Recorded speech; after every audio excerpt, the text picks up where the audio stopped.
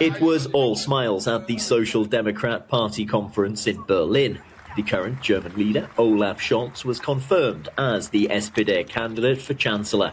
Only 5 delegates out of nearly 600 failed to back him. Bundeskanzler Olaf Scholz.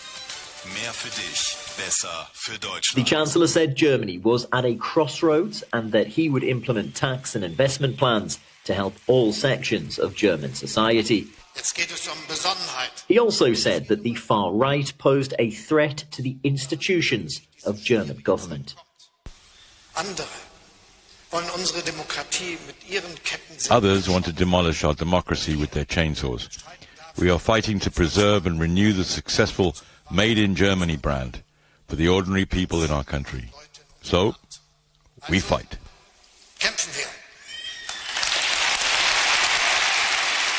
A rousing reception for the Chancellor here at party conference. But if Olaf Scholz and the SPD really do have ambitions of returning to governance after this election, they're going to have to overcome one heck of a gap in the polls. They are currently third in the polls on 16%. That's 14 points behind the Conservatives on 30% and 6 points behind the second-placed AfD on 22%. Health Minister Karl Lauterbach believes there's still time to turn things around. I do think that the election campaign is just starting, and the issues that we basically put forward are important issues for the general population.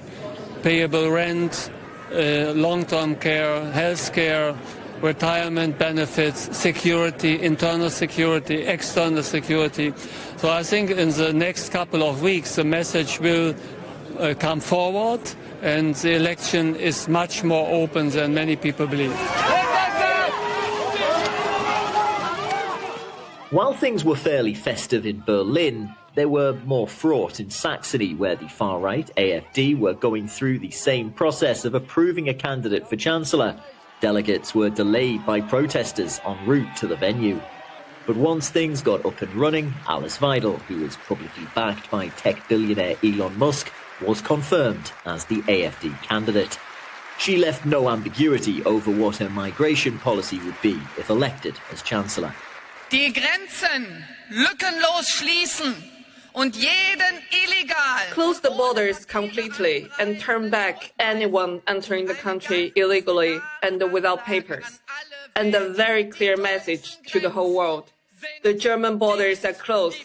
They're friends. They're closed.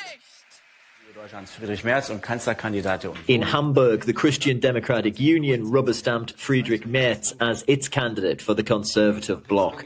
He lashed out at Chancellor Scholz's recent rebuke of US President-elect Donald Trump's coveting of neighboring territories. Ich kann mir ehrlich gesagt nicht vorstellen, dass der amerikanische Präsident.